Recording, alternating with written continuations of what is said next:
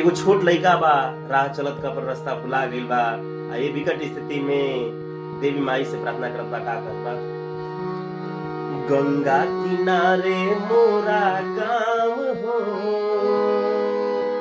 घर पहुँचा दो देवी मैया। गंगा किनारे मोरा गाँव हो, घर पहुँचा दो देवी मैया।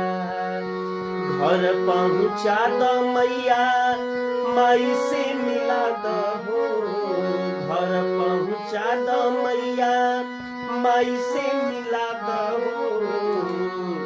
अंगना में अमामा के छाव हो, घर पहुँचा दो देवी मैया।